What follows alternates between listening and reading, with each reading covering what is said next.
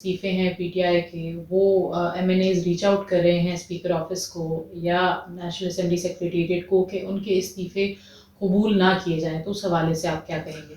नहीं, बिल्कुल मुझे मेरे इल्म में ये बात आई है। असल में जो इस्तीफ़े दिए गए हैं ना जी, जो हमारी रिक्वायरमेंट है, जो रूल्स जिस तरीके से कहते हैं, उसके मुताबिक नहीं है। ये तो इस तरह है जैसे एक साइक्लोस्टाइल हुए होते हैं, सारे टाइप्ड हैं।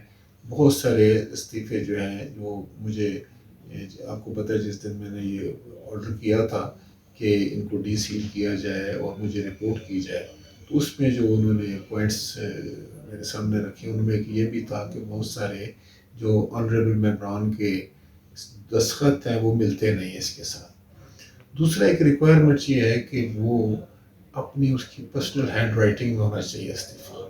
अगर पर्सनल हैंड राइटिंग में नहीं है और तो फिर वो ज़रूरी है कि उनको बुलाया जाए और उनसे कहा जाए कि अगर आपने इस्तीफ़ा देना है तो आप अपने मेरे सामने इस्तीफ़ा लिखें और मैं एक्सेप्ट कर लेता हूँ।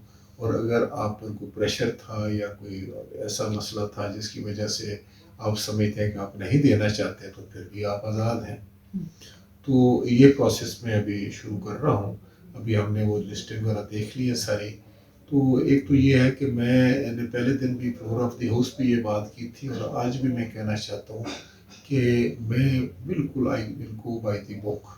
जो आइन में, कानून में, रूल्स में चीज़ जो है, वो मुझ पर बाइंडिंग है और मैं उसके अलावा कुछ नहीं करूँगा जी। मैंने भी जिस वक़्त मैं समझता हूँ कि मैं मेंबरान को ज़हमत दूँगा कि वो आएँ और मेरे सामने आकर जब ये बात करेंगे तो मैं अकॉर्डिंगली जो है ना वो फैसला करूँगा being custodian of the house.